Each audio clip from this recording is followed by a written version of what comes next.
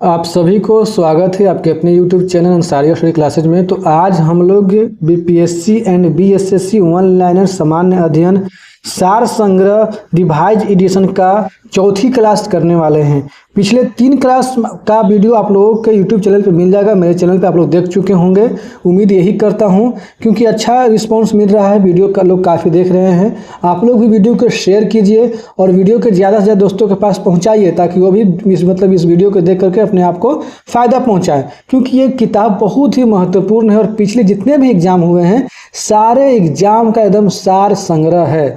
तो चलिए बिना कुछ देर के दोस्तों क्लास को स्टार्ट करते हैं। दोस्तों ये जो प्रश्न है आज का जो सेट में, ये है 39वीं संयुक्त प्रारंभिक प्रतियोगिता पीटी परीक्षा 24/7/1994 का ये प्रश्न है।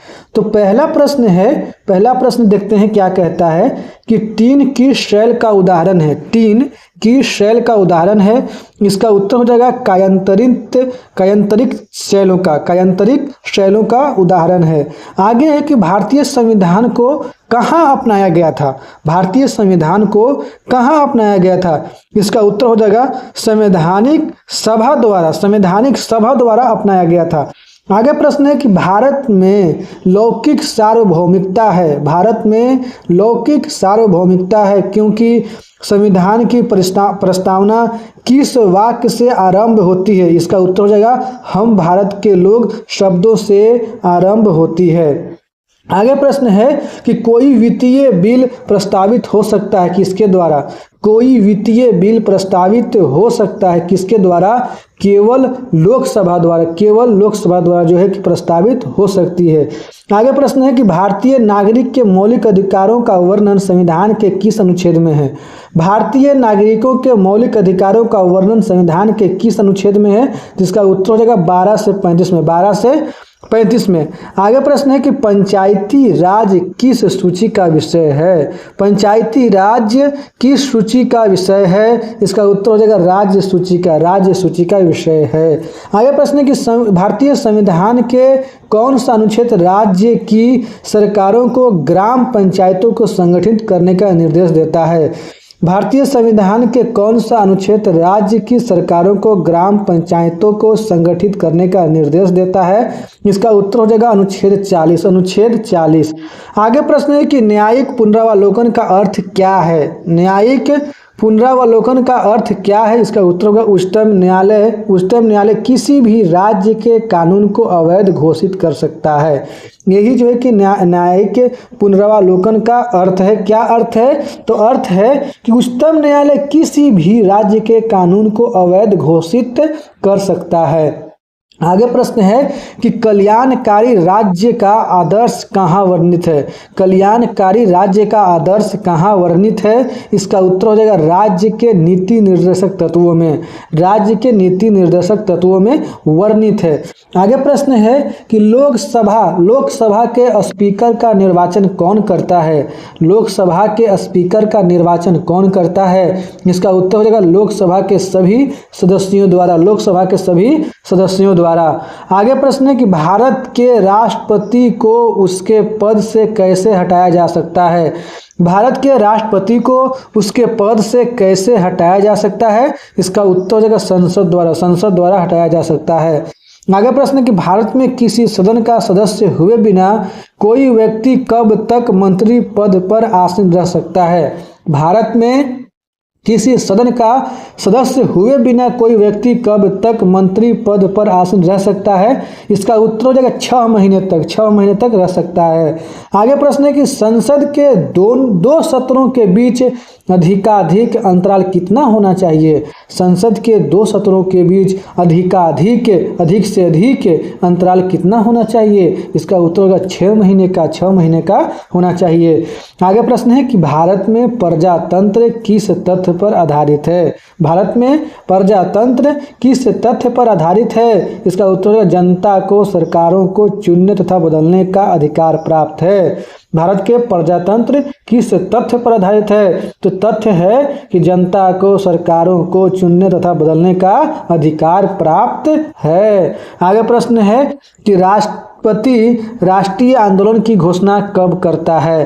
राष्ट्रपति राष्ट्रीय आंदोलन की घोषणा कब कर सकता है? इसका उत्तर हो जाएगा हथियार बंद विद्रोह के आधार पर, बाहरी आक्रमणों के आधार पर, युद्ध के आधार पर जो है कि आपातकाल की घोषणा कर सकता है। आगे प्रश्न है कि भारत में नियोजित अर्थव्यवस्था किस पर आधारित है? भारत में नियोजित अर्थव्यवस्था किस पर आधारित है? इसका उत्तर हो जाएगा समाजवादी व्यवस्था पर, समाजवादी व्यवस्था पर आधारित है। आगे प्रश्न है कि भारत में आय का सबसे बड़ा स्रोत क्या है? भारत में आय का सबसे बड़ा स्रोत क्या है? इसका उत्तर है चुंगी कर, चुंगी कर, चुंगी कर। आगे प्रश्न है कि विभाजन के कारण भारत का कौन सा उद्योग सबसे बुरी तरह प्रभावित हुआ? विभाजन के कारण भारत का कौन सा उद्योग सबसे बुरी तरह प्रभावित हुआ? इसका उत्तर है जूट तथा रुई उद्योग, जूट तथा रुई उद्योग। आगे प्रश्न है कि 8वीं पंचवर्षीय योजना में किसको प्राथमिकता दी गई थी? 8वीं पंचवर्षीय योजना में किसको प्राथमिकता दी गई थी? इसका उत्तर है रोजगार बढ़ाने को प्राथमिकता दी गई थी। आगे प्रश्न है कि भारत में किस उद्योग में सर्वाधिक लोग कार्यरत हैं? भारत में किस उद्योग में सर्वाधिक लोग कार्यरत हैं? इसका उत्तर है कपड़ा उद्योग में। आगे प्रश्न है कि भारत की राष्ट्रीय आय का मुख्य स्रोत क्या है? भारत में राष्ट्रीय आय का मुख्य स्रोत क्या है? इसका उत्तर है सेवा क्षेत्र। आगे प्रश्न है कि भारत किसका सर्वश्रेष्ठ उत्पादक एवं उपभोक्ता है? भारत किसका सर्वश्रेष्ठ उत्पादक एवं उपभोक्ता है? इसका उत्तर है चाय का उत्पादक भी है और उपभोक्ता भी है। आगे प्रश्न है कि भारत में प्रथम उर्वरक संयंत्र कहाँ लगा था? भारत में प्रथम उर्वरक संयंत्र कहाँ लगा था? इसका उत्तर है सिंदरी में लगा था। आगे प्रश्न है कि एक सामान्य शुष्क सेल में विद्युत अपघट्य कौन होता है? एक सामान्य शुष्क सेल में विद्युत अपघट्य कौन होता है? इसका उत्तर है जस्ता होता है। आगे प्रश्न है कि डायनेमो किसको बदलता है? इसका उत्तर है यांत्रिक ऊर्जा को वैद्युत ऊर्जा में बदलता है। आगे प्रश्न है कि आकाश नीला क्यों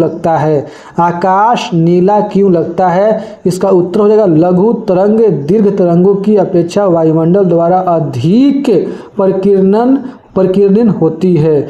आकाश नीला क्यों लगता है? क्योंकि लघु तरंग दीर्घ तरंगों की अपेक्षा वायुमंडल द्वारा अधिक प्रकीर्ण होती है। आगे प्रश्न है कि 1 माइक्रोन किसके बराबर होता है? इसका उत्तर है 10⁻³ या 1/1000 मिलीमीटर के बराबर होता है। आगे प्रश्न है कि अति चालक का लक्षण क्या है? इसका उत्तर हो जाएगा अनंत पारगम्यता। आगे प्रश्न है कि वर्षा की बूंद की गोलाकार आकृति का क्या कारण है? इसका उत्तर हो जाएगा पृष्ठ तनाव है। आगे प्रश्न है कि कमरे में रखा रेफ्रिजरेटर का दरवाजा खोलकर आप क्या कर सकते हैं? कमरे में रखा रेफ्रिजरेटर का दरवाजा खोलकर आप क्या कर सकते हैं? इसका उत्तर हो जाएगा कमरे को थोड़ा गर्म कर सकते हैं। आगे प्रश्न है किस खनिज से रेडियम प्राप्त किया जाता है? इसका उत्तर हो जाएगा पीच ब्लेंड से प्राप्त किया जाता है। आगे प्रश्न है कि परमाणु बम का सिद्धांत किस पर आधारित है? परमाणु बम का सिद्धांत किस पर आधारित है? इसका उत्तर है नाभिकीय विखंडन पर आधारित है। आगे प्रश्न है कि प्लास्टर ऑफ पेरिस का सूत्र क्या है? इसका उत्तर है CaSO4 के होल 2 इंटू H2O। आगे प्रश्न है कि नींबू खट्टा किस कारण से होता है? इसका उत्तर है साइट्रिक अम्ल के कारण से होता है। आगे प्रश्न है कि वायु क्या है? तो इसका उत्तर है एक मिश्रण है। वायु क्या है? एक मिश्रण है। आगे प्रश्न है कि पारद धातु मिश्रण क्या है। पारद धातु मिश्रण क्या है, इसका उत्तर होगा पारद युक्त मिश्र धातु होती है। पारद युक्त मिश्र धातु होती है। आगे प्रश्न है कि जल से बाहर निकाले जाने पर मछलियां क्यों मर जाती है। जल से बाहर निकाले जाने पर मछलियां क्यों मर जाती है, इसका उत्तर देगा वे श्वास नहीं ले पाती है। वे श्वास नहीं ले पाती है, सांस नहीं ले पाती है। आगे प्रश्न है कि मधुमक्खी कॉलोनी के सदस्य एक दूसरे को किस प्रकार पहचानते हैं।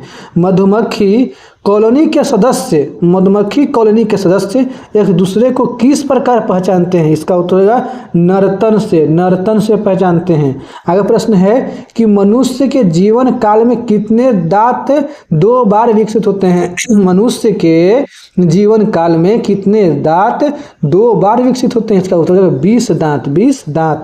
आगे प्रश्न है कि मनुष्य की खोपड़ी में अस्थियां कितनी होती है। मनुष्य की खोपड़ी में अस्थियां कितनी होती है, इसका उत्तर होगा 8 होती है। आगे प्रश्न है कि आधुनिक मनुष्य का हाल का पूर्वज कौन है।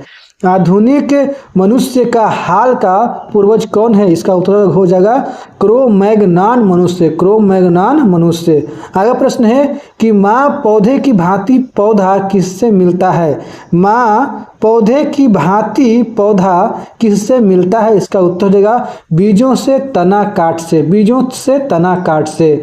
आगे प्रश्न है कि 80% से अधिक सेल में पाया जाने वाला पदार्थ क्या है। 80% से अधिक सेल में पाया जाने वाला पदार्थ क्या है, इसका उत्तर हो जाएगा जल है। आगे प्रश्न है कि इंसुलिन किस पौधे से प्राप्त होता है। इंसुलिन किस पौधे से प्राप्त होता है, इसका उत्तर हो जाएगा डहलिया की जड़ों से प्राप्त होता है। आगे प्रश्न है डॉक्टर हरगोविंद खुराना को किस आविष्कार के लिए सम्मानित किया गया था। डॉक्टर हरगोविंद खुराना को किस सम्मान के लिए सम्मानित किया गया था, इसका उत्तर हो गया जीन के संश्लेषण के लिए जो है उनको सम्मानित किया गया था। आगे प्रश्न है कि संसार का सबसे बड़ा पुष्प कौन सा है। संसार का सबसे बड़ा पुष्प कौन सा है, इसका उत्तर हो जाएगा रेफलेशिया है। आगे प्रश्न है कि तना काट आमतौर से किसके प्रवर्धन के लिए प्रयोग किया जाता है। तना काट आमतौर से किसके प्रवर्धन के लिए प्रयोग किया जाता है, इसका उत्तर हो जाएगा गन्ना के लिए। आगे प्रश्न है कि मटर का पौधा क्या है, इसका उत्तर हो जाएगा शाकीय पौधा है। आगे प्रश्न है कि विकास का मुख्य कारक क्या है, इसका उत्तर जो प्राकृतिक वरण है। आगे प्रश्न है कि मनुष्य के शरीर में पैर की हड्डी कैसी होती है। मनुष्य के शरीर में पैर की हड्डी कैसी होती है, इसका उत्तर खोखली होती है। आगे प्रश्न है कि छोटा नागपुर जनजाति विद्रोह कब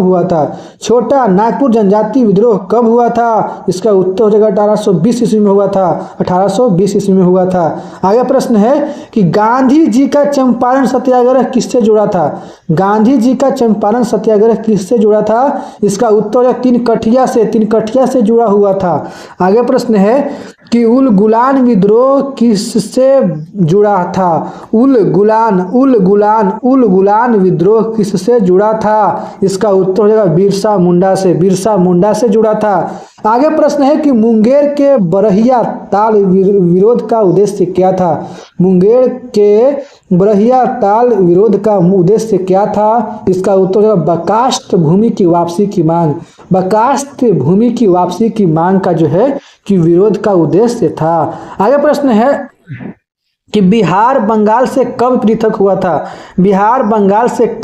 हुआ था, इसका उत्तर सन 1912 में। आगे प्रश्न है कि पटना उच्च न्यायालय की स्थापना कब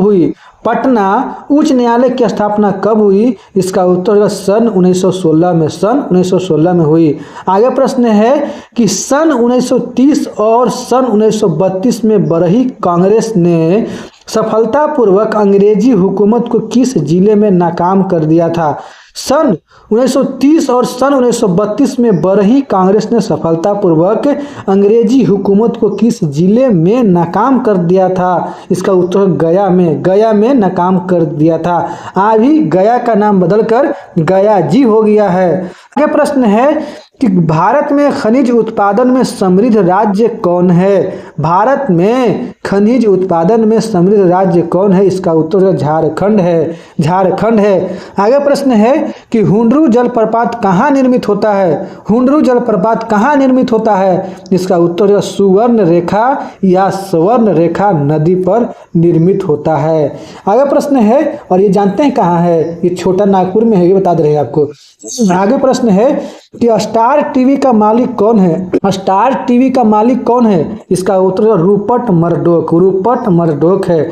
आगे प्रश्न है कि शाह तस्क जो विश्व का सबसे सुंदर गर्म और हल्का ऊन माना जाता है, कहाँ ऊन माना जाता है, वह कहाँ पैदा होती है? यानी कि शाहतस जो विश्व का सबसे सुंदर गर्म और हल्का ऊन माना जाता है, वह कहाँ पैदा होती है? इसका उत्तर उज्बेकिस्तान में, उज्बेकिस्तान में पैदा होती है। आगे प्रश्न है कि भारत में कौन सा पहला विश्वविद्यालय है जो निजी व्यवस्था की देखरेख में है?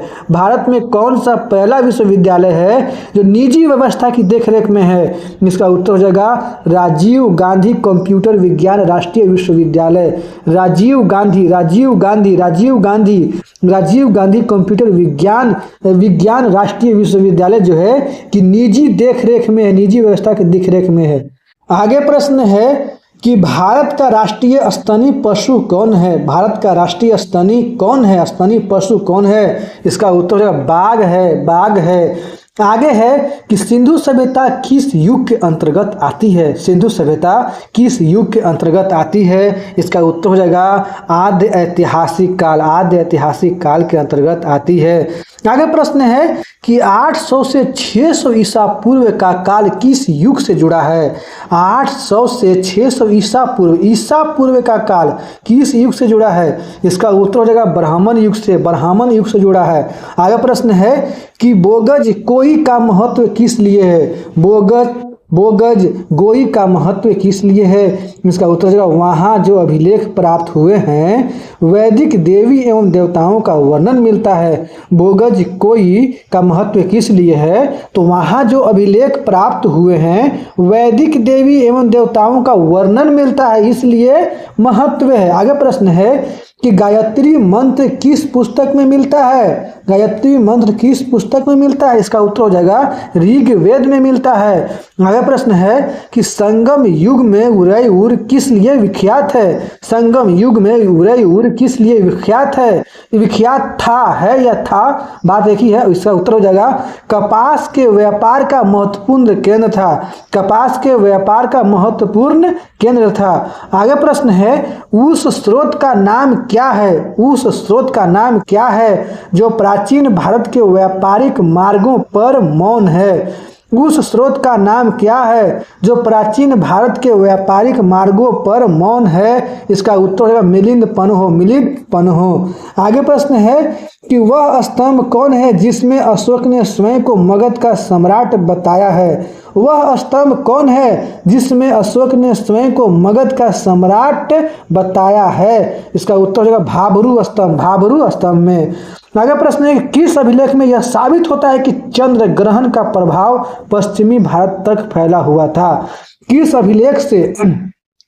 अभिलेख से यह साबित होता है कि चंद्रगुप्त का प्रभाव पश्चिमी भारत तक फैला हुआ था? इसका उत्तर है रुद्र दामन का जूनागढ़ अभिलेख से, रुद्र दामन का जूनागढ़ अभिलेख से मतलब ये जो है कि साबित होता है कि चंद्रगुप्त का प्रभाव पश्चिमी भारत तक फैला हुआ था।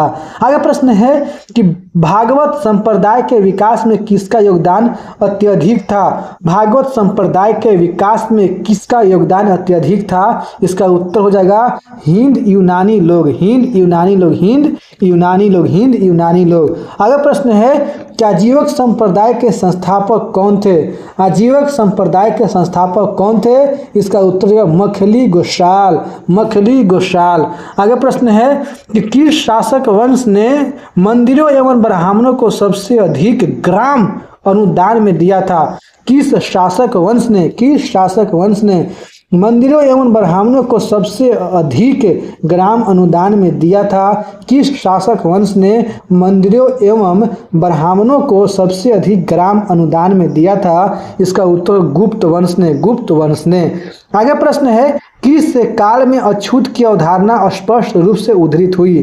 किस काल में अछूत की अवधारणा स्पष्ट रूप से उद्धृत हुई? इसका उत्तर हो जाएगा धर्म शास्त्र के काल में। धर्म शास्त्र के काल में। अगला प्रश्न है कि भारत में मोहम्मद गौरी ने किसको प्रथम अख्ता प्रदान किया था? भारत में मोहम्मद गौरी ने किसको प्रथम अख्ता प्रदान किया था? इसका उत्तर हो जाएगा कुतुबुद्दीन ऐबक को। कुतुबुद्दीन ऐबक को। किस सुल्तान के काल में खालसा भूमि अधिक पैमाने में विकसित हुई? किस सुल्तान के काल में खालसा भूमि अधिक पैमाने में विकसित हुई? इसका उत्तर हो जाएगा अलाउद्दीन खिलजी। अलाउद्दीन खिलजी के काल में।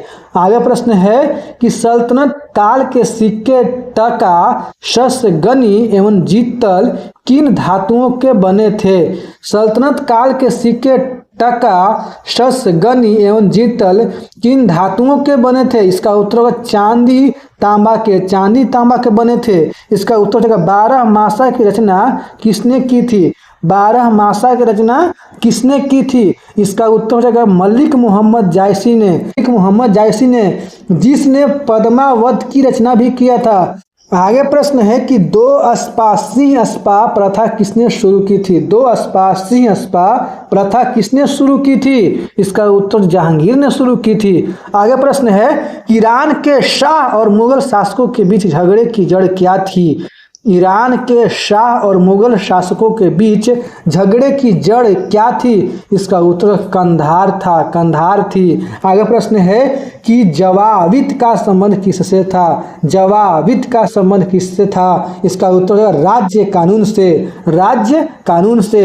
आगे प्रश्न है कि जब्त प्रणाली किसकी उपज थी? जब्त प्रणाली किसकी उपज थी? इसका उत्तर है शेरशाह की। शेरशाह की जब्ती प्रणाली। जब्त प्रणाली, जब्ती प्रणाली किसकी उपज थी? इसका उत्तर शेरशाह की उपज थी। आगे प्रश्न है कि पानीपत के युद्ध में बाबर की जीत का मुख्य कारण क्या था?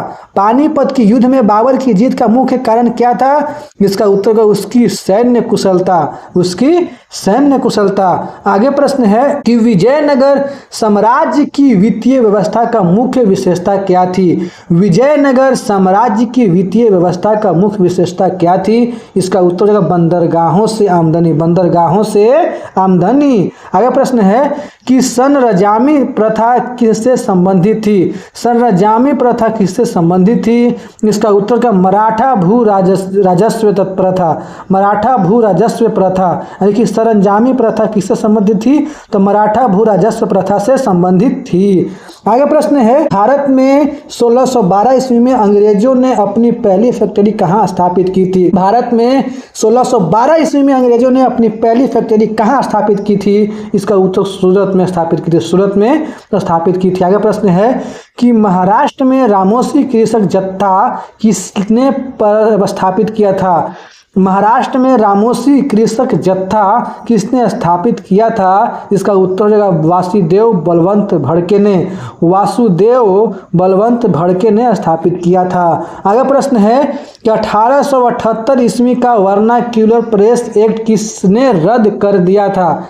1878 ईस्वी का वर्नाक्यूलर प्रेस एक्ट किसने रद्द कर दिया था? इसका उत्तर हो जाएगा लॉर्ड रिपन ने। लॉर्ड रिपन ने रद्द कर दिया था। आगे प्रश्न है कि अमेरिका में फ्री हिंदुस्तान अखबार किसने शुरू किया था? अमेरिका में फ्री हिंदुस्तान अखबार किसने शुरू किया था? इसका उत्तर तारकनाथ दास ने। तारकनाथ दास ने शुरू किया था। आगे प्रश्न है कि गदर क्रांति छिड़ने की महत्वपूर्ण कारण क्या था? गदर क्रांति छिड़ने की महत्वपूर्ण कारण क्या था? इसका उत्तर का प्रथम महायुद्ध का शुरू होना। प्रथम महायुद्ध जिसको विश्व युद्ध कहते हैं, प्रथम महायुद्ध का शुरू होना जो कारण था। आगे प्रश्न है कि किस अधिवेशन में होम रूल समर्थक अपनी राजनीतिक शक्ति का सफलतापूर्वक प्रदर्शन कर सके? किस अधिवेशन में होम रूल समर्थक अपनी राजनीतिक शक्ति का सफलतापूर्वक प्रदर्शन कर सके? इसका उत्तर हो जाएगा कांग्रेस के सन 1916 के लखनऊ अधिवेशन में कर सके। कांग्रेस के सन 1916 के लखनऊ अधिवेशन में जो है कि होम रूल समर्थक अपनी राजनीतिक शक्ति का सफलतापूर्वक प्रदर्शन कर सके। आगे प्रश्न है कि अवध के एकता आंदोलन का उद्देश्य क्या था? अवध के एकता आंदोलन का उद्देश्य क्या था? अवध के एक्का आंदोलन का उद्देश्य क्या था? इसका उत्तर होगा सरकार को लगान देना बंद करना। सरकार को लगान देना बंद करना। आगे प्रश्न है कि सन 1920 की खिलाफत कमेटी की सभा जिसने गांधी जी को असहयोग आंदोलन के नेतृत्व को संभालने का अनुरोध किया था वह किस शहर में हुई थी? सन 1920 की खिलाफत कमेटी की सभा जिसने गांधी जी को असहयोग आंदोलन के नेतृत्व को संभालने का अनुरोध किया था वह किस शहर में हुई थी? इसका उत्तर इलाहाबाद में हुई थी। आगे प्रश्न है कि सन 1917 से 18 ईस्वी में अहमदाबाद में गांधी जी द्वारा चलाए गए सत्याग्रह में किसने हिस्सा लिया था? सन 1917 से 18 ईस्वी में अहमदाबाद में गांधी जी द्वारा चलाए गए सत्याग्रह में किसने हिस्सा लिया था? इसका उत्तर औद्योगिक कर्मी ने हिस्सा लिया था। आगे है कि इंडियन अनरेस्ट का लेखक कौन था? इंडियन अनरेस्ट का लेखक कौन था? इसका उत्तर का वैलेंटाइन शिरोल लेखक थे। आगे प्रश्न है कि अपनी किस कार्यकारिणी कमेटी में कांग्रेस को भू स्वामित्व को समाप्त करने की नीति अपनाई? अपनी किस कार्यकारिणी कमेटी ने कांग्रेस को भू स्वामित्व को समाप्त करने की नीति अपनाई? इसका उत्तर का 1937 ईस्वी में। आगे प्रश्न है कि INA किसके दिमाग की उपज थी? INA किसके दिमाग की उपज थी और किसने इसकी स्थापना की थी? INA किसके दिमाग की उपज थी और किसने इसकी स्थापना की? इसका उत्तर होगा डॉक्टर मोहन सिंह। आगे प्रश्न है कि नाई धोबी बंद सामाजिक बायकॉट का एक स्वरूप था जो सन 1919 ईस्वी में किसके द्वारा चलाई गई? नाई धोबी बंद सामाजिक बायकॉट का एक स्वरूप था जो सन 1919 ईस्वी में किसके द्वारा चलाई गई? इसका उत्तर हो जाएगा किसानों द्वारा प्रतापगढ़ जिले में चलाया गया था। किसानों द्वारा प्रतापगढ़ जिले में चलाया गया था। आगे प्रश्न है कि द्वीपों की समूह लक्षद्वीप किसकी उत्पत्ति है? द्वीपों की समूह लक्षद्वीप किसकी उत्पत्ति है? इसका उत्तर का प्रवाल उत्पत्ति। आगे प्रश्न है कि गंगा की जलोढ़ मृदा की गहराई भूमि सतह से नीचे लगभग कितनी होती है? गंगा की जलोढ़ मृदा की गहराई भूमि सतह से नीचे लगभग कितनी होती है? इसका उत्तर होगा 600 मीटर होती है। आगे प्रश्न है कि भारतीय मानसून मौसमी विस्थापन से इंगित है जिसका क्या कारण है? भारतीय मानसून मौसमी विस्थापन से इंगित है जिसका क्या कारण है? इसका उत्तर हो जाएगा स्थल तथा समुद्रों का विभेदी तापन। तो स्थल तथा समुद्रों का विभेदी तापन का कारण है। आगे प्रश्न है कि हिमालय में हिमरेखा किसके बीच होती है? हिमालय में हिमरेखा किसके बीच होती है? इसका उत्तर हो जाएगा 45,000 से 60,000 मीटर पश्चिम में होती है। आगे प्रश्न है कि भारत की तट रेखा कितनी है? इसका उत्तर हो जाएगा 6,100 किलोमीटर लंबी है। 6,100 किलोमीटर लंबी है भारत की तट रेखा। आगे प्रश्न है कि कौन सा महाद्वीप क्षेत्रफल के अनुसार सबसे बड़ा है? कौन सा महाद्वीप क्षेत्रफल के अनुसार सबसे बड़ा है? इसका उत्तर एशिया महाद्वीप क्षेत्रफल के अनुसार सबसे बड़ा है। आगे प्रश्न है कि दामोदर नदी कहाँ से निकलती है? इसका उत्तर छोटा नागपुर के पठार से निकलती है। आगे प्रश्न है कि पूर्व समुद्र की स्वामिनी का नाम क्या है? इसका उत्तर उसका नाम श्रीलंका है। उसका नाम क्या है? श्रीलंका है। आगे प्रश्न है कि साफ रात मेघीय रातों की अपेक्षा अधिक ठंडी क्यों होती है? साफ रात मेघीय रातों की अपेक्षा अधिक ठंडी क्यों होती है? यानी कि साफ रात मेघीय रातों की अपेक्षा अधिक ठंडी क्यों होती है? क्योंकि विकिरण के कारण होती है। आगे प्रश्न है कि मोना लोवा किसका उदाहरण है? इसका उत्तर हो जाएगा सक्रिय ज्वालामुखी का उदाहरण है। कौन है? तो मोना लोवा। आगे प्रश्न है कि सर्व प्राचीन शैल समूह की आयु कहाँ आंकी जाती है? सर्व प्राचीन शैल समूह की आयु कहाँ आंकी जाती है? इसका उत्तर हो जाएगा यूरेनियम लेड विधि से। यूरेनियम लेड विधि से आंकी जाती है। आगे प्रश्न है कि टेरा रोसा का प्रारूपिक विकास किस भूभाग में होता है? टेरा रोसा का प्रारूपिक विकास किस भूभाग में होता है? इसका उत्तर हो जाएगा चूना पत्थर जहां होता है। चूना पत्थर जहां होता है उसी भूभाग में होता है। तो ठीक है दोस्तों, अगली क्लास में हम लोग पढ़ेंगे 40वीं संयुक्त प्रारंभिक प्रतियोगिता पीटी परीक्षा 27/8/1995 का प्रश्न अगली क्लास में पढ़ेंगे। तो ठीक है दोस्तों, उम्मीद करता हूं कि आप लोगों को मेरा क्लास पसंद आया होगा और वीडियो पसंद आया होगा। अगर वीडियो पसंद आए तो वीडियो को लाइक कीजिए, दोस्तों के साथ शेयर कीजिए। अगर चैनल पर नए हैं तो चैनल को सब्सक्राइब कीजिए। वीडियो के देखने के लिए बहुत बहुत धन्यवाद दोस्तों। मिलते हैं नेक्स्ट क्लास में, तब तक के लिए जय हिंद दोस्तों।